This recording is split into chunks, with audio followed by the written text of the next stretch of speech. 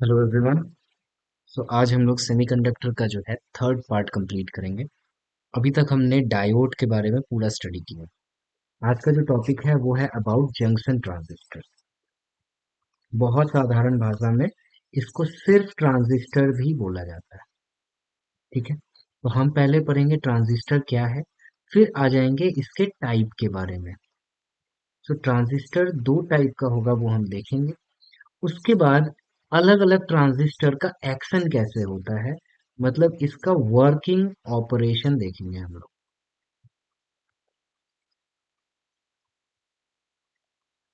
क्या मेरी बात समझ में आ गई?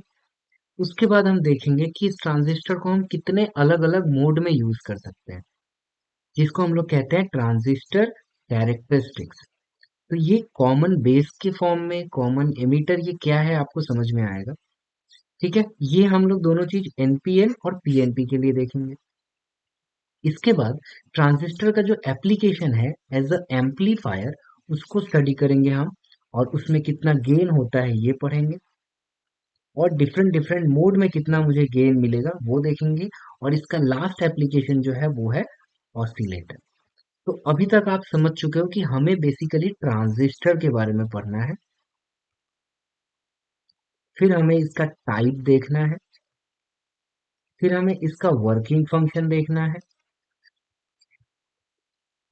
फिर हमें इसका यूज देखना है। इस यूज में हम दो चीज देखेंगे। एक देखेंगे कैसे ये एम्पलीफायर की तरह यूज होता है, और कैसे ये ऑसिलेटर की तरह यूज होता है। तो ये ओवरऑल जो सिलेबस है वो इस फॉर्मेट में डिवाइड किया गया है। बात एकदम क्लियर हो गई। सबसे पहले आ जाओ ट्रांजिस्टर में हम लोग क्यों इन्वेंशन किया हमने। साइंटिस्ट तो ऑलरेडी इन्वेंट कर चुके थे हमारा डायोड, है ना। डायोड बड़ा सिंपल सा एक डिवाइस है, जिसमें एक साइड पी होता है, दूसरे साइड एन होता है, और हम लोग इसको ऐसे कनेक्ट कर देते हैं। तो ये क्या करता है, इस डायरेक्शन में करंट को फ्लो करने देता है ना। अगर हम लोग इसको ऐसे पॉजिटिव और नेगेटिव कनेक्ट कर दे इस डायोड में, तो यहाँ पे करंट ऐसे फ्लो करेगा। लेकिन अगर इसी को हम लोग रिवर्स बायस में कनेक्ट कर देते थे समहाउ, तो ये इस डायरेक्शन में करंट को फ्लो होने नहीं देता। तो basically diode is act like valve, एक वाल्व की तरह काम करता था, जो एक साइड से ओपन होता था, दूसरे साइड से बंद रहता। यहाँ पे कंट्रोल करने वाला प्रॉपर्टी नहीं था। यहाँ ऐसा कोई प्रॉपर्टी नहीं है कि कोई तीसरा आदमी मिलके इस करंट को कंट्रोल कर पाए। तो कंट्रोलिंग पोर्ट नहीं है इसमें, है कि नहीं। Controlling port is not available in transistor, sorry in diode. इसी वजह से साइंटिस्ट ने सोचा कि ये करंट जाने देगा या नहीं जाने देगा, इसके लिए हमें एक कंट्रोलिंग पोर्ट लगाना चाहिए। और ये कंट्रोलिंग पोर्ट अवेलेबल रहता है ट्रांजिस्टर में। ट्रांजिस्टर को ऐसा नाम क्यों दिया गया अभी हम समझेंगे। क्योंकि इसका जो तोड़ के अगर मैं बोलूं ट्रांजिस्टर को, तो इसका मतलब होता है ट्रांसफर ऑफ रेजिस्टर। और इसका ऐसा नाम इसलिए पड़ा, अभी हम लोग देखेंगे, डिटेल में देखेंगे, बस सुन लो हिस्ट्री की तरफ। क्योंकि ट्रांजिस्टर का जो इनपुट होता है, और हर चीज का एक आउटपुट होता है। इनपुट में हम सिग्नल देंगे, आउटपुट से सिग्नल मिलेगा। तो इनपुट का सिग्नल का रेजिस्टेंस और आउटपुट का रेजिस्टेंस अलग अलग होता है। इनपुट में लो रेजिस्टेंस रहता है, और आउटपुट में हाई रेजिस्टेंस रहता है। इसी वजह से हम लोग इसको ट्रांसफर ऑफ रेजिस्टर कहा जाता है। ट्रांजिस्टर, क्या मेरी बात ओवरऑल थोड़ा बहुत समझ में आ रही है आप लोग? पहले बार में मत सोचो कि पूरा 100% समझ में आया। ठीक है, अब देख लो ये ट्रांजिस्टर जो होता है, ये तीन टर्मिनल का डिवाइस। डायोड दो टर्मिनल डिवाइस था, ये तीन टर्मिनल का डिवाइस है, और तीन लेयर वाला डिवाइस। इसको हम ऐसे बना सकते हैं कि पहले में पी लिया, फिर एन लिया, फिर पी लिया। या फिर हम इसे ऐसे भी बना सकते हैं कि हम पहले एन टाइप सेमीकंडक्टर लेंगे, बीच में पी टाइप सेमीकंडक्टर को सैंडविच कर देंगे, दोनों तरफ एन। अगर हम ऐसा करते हैं तो इसमें तीन टर्मिनल्स बन जाते हैं, पहला, दूसरा और तीसरा। यस और नो? First, second. क्या मेरी बात समझ में आई? तो ट्रांजिस्टर का अगर मैं टाइप बोलूं तो इसके टाइप दो होते हैं। टाइप इसका होता है पहला पीएनपी ट्रांजिस्टर, और दूसरा एनपीएन ट्रांजिस्टर।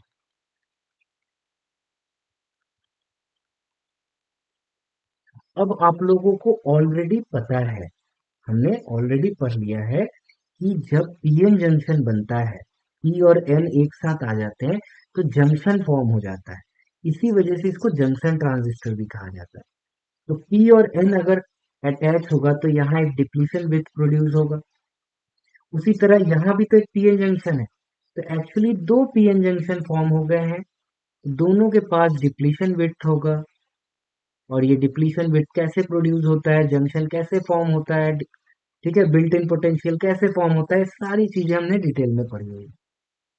तो यहाँ पे दो जंक्शन है हमारे, है ना? तो इसी वजह से due to junction of P and N semiconductor, this transistor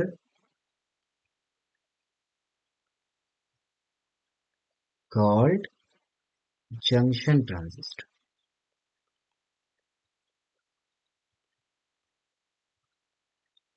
समझ में आ गई आप लोगों को बात? सो ये हो गया हमारा टाइप, ये क्या होता है। अब देखो इसमें क्या होता है, हम लोग एक तरफ सिग्नल देते हैं। मान लो यहाँ पर मैंने इधर अपना इनपुट सिग्नल दिया, तो सिग्नल देने के लिए हमेशा दो पोर्ट चाहिए होते हैं। आपको पता है ना, एक पोर्ट से सिग्नल नहीं जाता है पूरा। जब तक सर्किट कंप्लीट नहीं होगा सिग्नल नहीं जाएगा, पॉजिटिव नेगेटिव दोनों को जोड़ना पड़ता है। तो हम लोग अगर इधर इनपुट दे रहे हैं और आउटपुट यहां से ले रहे हैं, तो बीच में ये कॉमन हो जा रहा है ना? तो इसी वजह से इसमें कॉमन बेस, कॉमन इमिटर, ऐसा ऐसा वर्ड हमें सुनने मिलता है। ठीक है, फिलहाल मैं for the time being input output नहीं लिखूंगा। इसमें जो पहला पोर्ट जहां से आप सिग्नल प्रोवाइड कर रहे हो, इसको कहा जाता है एमीटर। मतलब एक जगह से मैं सिग्नल दे रहा हूँ एमिट करने के लिए, तो एमीटर हो जाता है। जो कंट्रोलिंग पोर्ट होता है, जिससे मैं कंट्रोल कर सकता हूँ, उसको हम लोग कहते हैं बेस। और जहां से हम आउटपुट लेते हैं उसको हम लोग कहते हैं कलेक्टर। नाम से ही क्लियर हो रहा है, एमीटर एमिट करेगा, कलेक्टर कलेक्ट करेगा, और बेस इन दोनों के बीच में कंट्रोल करेगा। यही चीज एनपीएन के लिए भी होता है, एमीटर, बेस और कलेक्टर। ठीक है, इसको हम लोग सिंबल से रिप्रेजेंट कर सकते हैं, पीएनपी एनपीएन ट्रांजिस्टर। इसका सिंबल कुछ ऐसा होता है।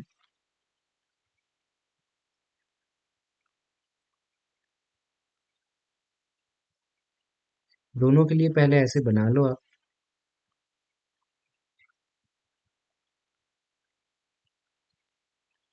सो तीन पोर्ट का एक डिवाइस है, और ऐसे बनाने के बाद आप लिख लो, ये है P, यहाँ पर N, यहाँ पर P, और ये है N, ये है P, ये है N। बच्चे कंफ्यूज हो जाते हैं कि इसका डायग्राम सिंबल कैसे बनाए, तो इसीलिए ध्यान से देखो। हमेशा करंट किधर से किधर फ्लो करता है, अभी मैंने बताया आपको, करंट हमेशा P से N की तरफ जाता है कि नहीं बच्चों? P से N की तरफ जाता है। तो देखो यहाँ P से, और इसका नाम लिख लो, ऊपर वाले को हमेशा हम लोग ऐसे एमीटर रखेंगे, इधर बेस बेस रखेंगे और इधर कलेक्टर रखेंगे। तो एमीटर से बेस में जो करंट का डायरेक्शन होगा आप उधर एरो बनाओ। सो पी से एन, एमीटर से बेस, ऊपर पी है नीचे एन, तो करंट ऐसे फ्लो करेगा। सही बनाया मैंने। और यहां पर उसी तरह एमीटर, बेस, कलेक्टर।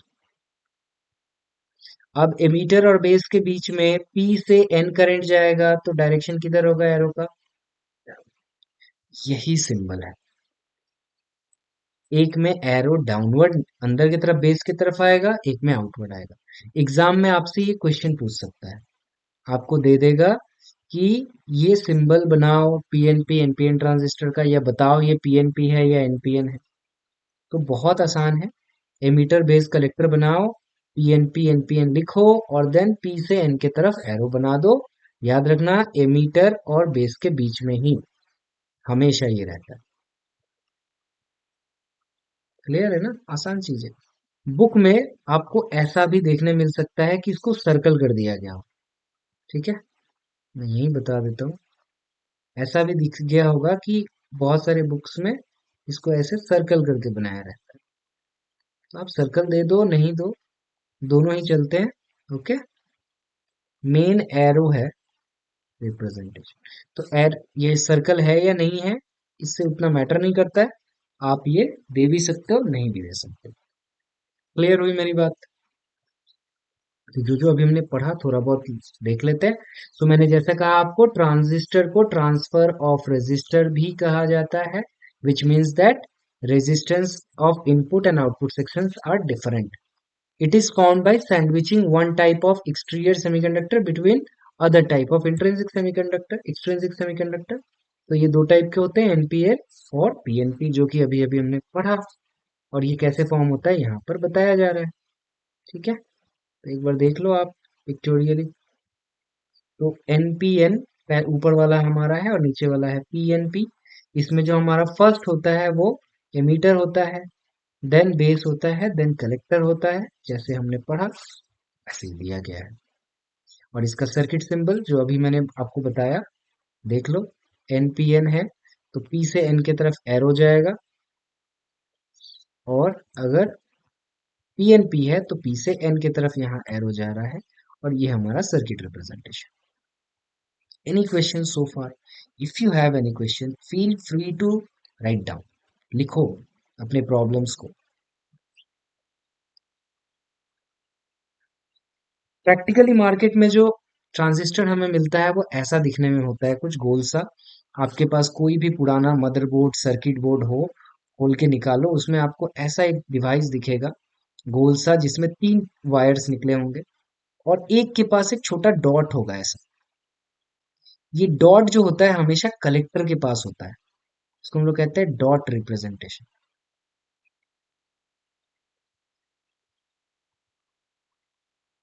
ये डॉट हमेशा कलेक्टर एंड की तरफ होता है। सो कलेक्टर से हम एंटी क्लॉकवाइज अगर घूमेंगे ऐसे, तो हमें कलेक्टर, बेस और एमीटर आइडेंटिफाई हो जाए। क्लियर? ये सिंबल पहचानने का तरीका होता है। बोलो, मेरी बात समझ में आ गई आप लोगों को? अब आ जाओ एक्शन ऑफ ट्रांजिस्टर।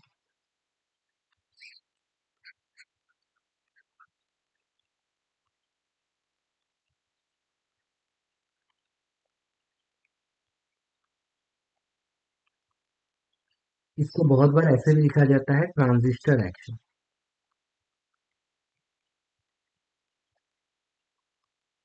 एक ही मतलब है। ओके, इसको आप एक कहानी की तरह समझो, बैटलफील्ड का कहानी।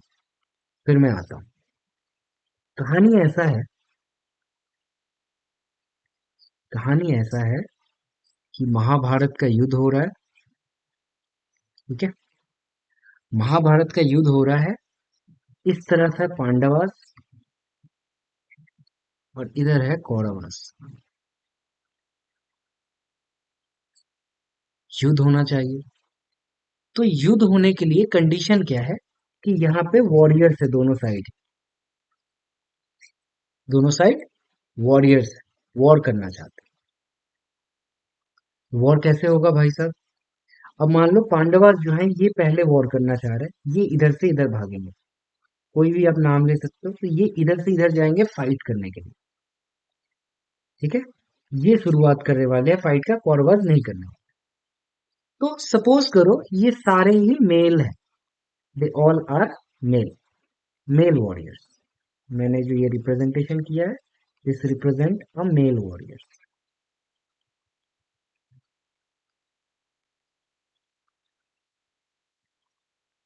ठीक है, तो क्या कंडीशन होना चाहिए, ध्यान से सोच के बताओ, क्या कंडीशन होना चाहिए इसको इधर से इधर जाने के लिए? अब बीच में क्या हो रहा है, ये इधर से जा रहे थे, बीच में एक ऐसा एरिया है जहां पर बहुत सारी फीमेल्स है,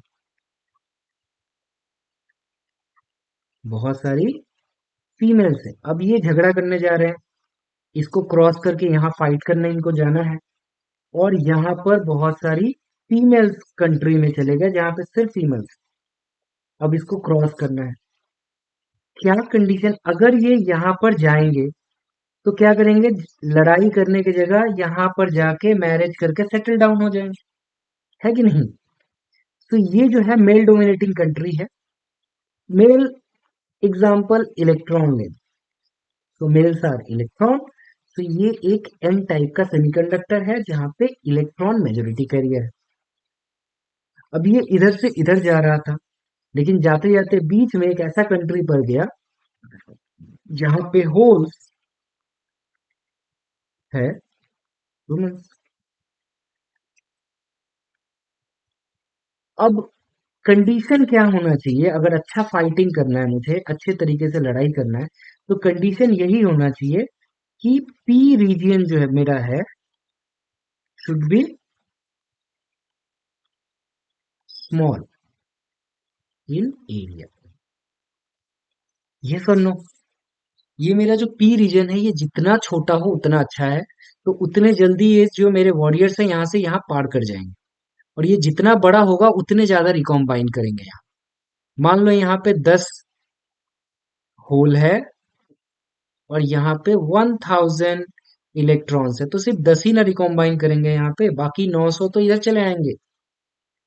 ये सुन लो, क्लियर ना, 990 उधर चले जाएंगे। सो इस कंडीशन पे हम लोग ये चाहते हैं कि पी रीजन जो है बीच का, इसका एरिया स्मॉल होना चाहिए। और ये पी रीजन क्या है, ये पी रीजन है कुछ और नहीं, फिजिक्स के टर्म में ये बेस है। So base must have small area. Is it okay? ये बात क्लियर हुआ? अब देखो एमीटर रीजन जो है, यहाँ से एमिट हो रहे हैं लोग, बार बार प्रोड्यूस हो रहे हैं, एमिट हो रहे हैं, तो इसका एरिया बहुत ज्यादा नहीं चाहिए मुझे। तो यहां से मुझे समझ में आया कि एमीटर जो है ये है source, so area is moderate. Area क्या होना चाहिए, मॉडरेट होना चाहिए। और इसका डोपिंग क्या होना चाहिए, इसका डोपिंग जो होना चाहिए वो हाई होना चाहिए। क्यों हाई होना चाहिए भाई साहब? क्योंकि ये सोर्स ऑफ इलेक्ट्रॉन है, यहीं से तो इलेक्ट्रॉन्स उधर जाएंगे फाइट करने के लिए। तो आप जितना ज्यादा डोपिंग इसको करोगे उतने ही ज्यादा तुम्हें इलेक्ट्रॉन मिलेंगे। तो इसका डोपिंग हाई कर दो, डोपिंग हाई कर देंगे तो इलेक्ट्रॉन ज्यादा मिलेगा और मेरे ज्यादा वॉरियर्स होंगे फाइट करने के लिए। और बेस रीजन इसको तो कम डोप करो, वरना यहाँ सारे रिकॉम्बाइन हो जाएंगे। तो बेस का मेरा एरिया जो होना चाहिए वो स्मॉल होना चाहिए, और साथ ही साथ इसका डोपिंग लेवल जो होना चाहिए ये भी स्मॉल होना चाहिए। क्या मेरी बात समझ में आ गई? क्लियर हुआ यहाँ तक बात? अब ये सारे फाइटर किसी तरीके से यहाँ कुछ रिकॉम्बाइन होंगे, बाकी पहुंच जाएंगे मेरे फाइट करने के लिए कलेक्टर रीजन में। कलेक्टर भी मेरा एन टाइप है, यहाँ भी इलेक्ट्रॉन है, लेकिन इसका इनका काम एमिट करना नहीं है, इनका काम है कलेक्ट करना। उधर से जो लोग आ रहे हैं वो इनके रीजन में आ रहे हैं फाइट करने, तो यहाँ से ये कलेक्ट करके इधर से बाहर निकाल रहे हैं। तो इसका काम ये होना चाहिए कि ये बहुत ज्यादा डोप नहीं होना चाहिए, मॉडरेटली डोप्ड होना चाहिए, बहुत कम भी नहीं, वरना फाइट कैसे हो। और यहाँ पर सारे आके कलेक्टेड हो रहे हैं, तो इसका एरिया बड़ा होना चाहिए वरना हीट हो जाएगा। तो कलेक्टर जो है मेरा, इसका एरिया जो होना चाहिए वो लार्ज होना चाहिए, और इसका डोपिंग जो होना चाहिए वो मॉडरेट होना चाहिए। अगर ये कहानी आपको याद रहेगी, आप ऑटोमेटिक आप बता दोगे कि कैसा होना चाहिए मेरा एमीटर, कैसा होना चाहिए बेस, कैसा होना चाहिए करेक्ट। तो डायग्राम से ही आपको समझ में आ रहा है, एमीटर का एरिया मॉडरेट लेकिन डोपिंग हाई, बेस का डोपिंग भी लो एरिया भी लो, कलेक्टर का एरिया ज्यादा लेकिन डोपिंग मॉडरेट होगा। यही कंडीशन है। अब इसी चीज को अगर आप एनिमेशन के थ्रू देखो तो आपको ऐसे समझ में आएगा कि हमारा ये एमीटर है, ये बेस है, और ये कलेक्टर है। मैंने एनपीएन ट्रांजिस्टर लिया है, तो एन में इलेक्ट्रॉन मेजोरिटी कैरियर होगा जो पर्पल कलर से शो कर रहा है, और होल को ब्लैक कलर से दिखाया गया है। जैसे ही मैंने बैटरी कनेक्ट किया, अब ध्यान से देखो, मैंने फर्स्ट जंक्शन जो है पीएन जंक्शन जो एमीटर और बेस के बीच में बन रहा है, मैं फिर से यहाँ लिख दूं, एमीटर और बेस के बीच का जो जंक्शन है उसको हम लोग रख रहे हैं फॉरवर्ड बायस। फॉरवर्ड बायस मतलब पी साइड पॉजिटिव से कनेक्टेड होगा और एन साइड नेगेटिव से कनेक्टेड होगा। एंड जो मेरा कलेक्टर बेस जंक्शन है, इसको हम लोग रख रहे हैं रिवर्स बायस। इसका मतलब यहाँ पर P को हम लोग नेगेटिव से कनेक्ट करेंगे और N को हम लोग पॉजिटिव से कनेक्ट करेंगे। क्या मेरी बात समझ में आई? अब जरा ध्यान से देखो यही हो रहा है कि नहीं। तो हमें एक्चुअली क्या करना है, ये N साइड है और ये P साइड है मीटर बेस का, तो मुझे इसको छोटा इसको बड़ा करना है, इधर पॉजिटिव इधर नेगेटिव रखना है, और यहाँ उल्टा, यहाँ N के तरफ पॉजिटिव P के तरफ नेगेटिव रखना है। तो इज इट डन हेयर और नॉट? Please see. अगर ऐसा होगा तो मेरा एमीटर यहां से फिर से देखो क्या होने वाला है, होल इधर भागेंगे इलेक्ट्रॉन इधर भागेगा, ओवरऑल करंट मेरा एमीटर से कलेक्टर की तरफ इलेक्ट्रॉन भागेंगे और इसका ऑपोजिट में मेरा करंट फ्लो होगा। So this is all the principle. Emitter से जो करंट आ रहा है इसको हम लोग कहते हैं आई ई, बेस में करंट जो जा रहा है वो आई बी, और कलेक्टर में जो करंट जा रहा है दैट इज आई सी। मतलब एमीटर से ही करंट प्रोड्यूस होता है, वो दो भाग में जाता है, एक बेस का और एक कलेक्टर का। सर्किट सिंबल से अगर दिखाया जाए तो हम इसे ऐसे कनेक्ट करेंगे, एमीटर बेस कलेक्टर, और देन इसमें इस तरीके से बैटरीज कनेक्ट कर दो। Is it okay? कैसे कनेक्ट हो रहा है, कैसे करंट फ्लो कर रहा है, क्लियर हो गया? सो इसमें लिखा है in NPN transistor the arrow mark on the emitter is coming away from the base and represent the direction of flow of current. Obviously इसीलिए हमने पहले ही ऐसा मार्क दिया था, पहले ही ना हमें मीटर में ऐसा मार्क इसीलिए दिया था क्योंकि करंट पी से एन की तरफ फ्लो करेगा, और ये आई का डायरेक्शन बताया। और आई का डायरेक्शन आपको मिल जाए तो आपको क्रिचर्स लॉ आता है कि यहाँ करंट आई आ रहा है तो आई भी यहाँ से बाहर निकलेगा और आई सी भी बाहर निकलेगा। और किरचॉफ्स लॉ अगर आप इस पॉइंट पे लगाओगे तो आपको मिलेगा that I is equal to I B plus I C.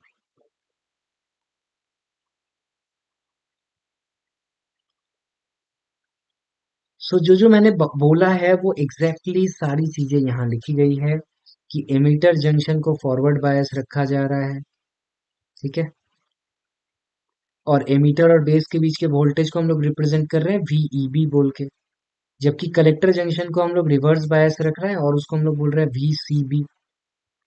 Forward bias of emitter base circuit help movement of electron जो कि मेजोरिटी कैरियर है, एंड होल जो कि मेजोरिटी कैरियर है बेस में, जबकि रिवर्स बायस जब हम लोग कर रहे हैं तो माइनॉरिटी कैरियर फ्लो कर रहा है बेस और कलेक्टर के बीच में। यही बातें यहाँ लिखी गई हैं। So electron in the emitter are repelled by negative terminal. तो ये सारी चीजें हमने ऑलरेडी पढ़ ली है। और मैंने जो कहा कि रिकॉम्बिनेशन हो जाता है बेस रीजन में, इसीलिए उसको छोटा रखना चाहिए, वो लास्ट पॉइंट लिखा गया है। Is it okay? सो यहाँ पर हमें ये समझ में आ रहा है कि मैं बेस टर्मिनल पे क्या रखूं, बेस में मैं कौन सा वोल्टेज सप्लाई करूं, इससे मेरा करंट पे चेंजेस आ रहा है। बेस को अगर मैं चेंज कर दे रहा हूं उसका पोटेंशियल, तो मेरा करंट का चेंजेस आ रहा है। So actually base is controlling terminal.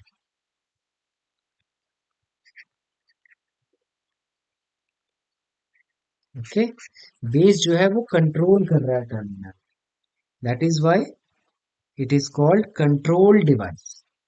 तो ये ओवरऑल हमारा कनेक्शन था। इसी तरह पीएनपी ट्रांजिस्टर के लिए आप ऐसे कनेक्शन करोगे, emitter base junction forward bias, collector base junction reverse bias, और सारी बातें वैसी ही होंगी। तो यहाँ पर भी हमारा ओवरऑल करंट इक्वेशन आ जाएगा, और ये कुछ जो वहां पढ़ा हमने सेम यहाँ पर। तो यहीं तक आज का लेक्चर में रहने दे रहे हैं। नेक्स्ट क्लास जो हम लोग करेंगे पीएनपी ट्रांजिस्टर और एनपीएन ट्रांजिस्टर का कॉन्फ़िगरेशंस पढ़ेंगे, डिफरेंट कैरेक्टरिस्टिक्स देखेंगे इसका। Okay, if you have any doubt feel free to ask me. Thank you.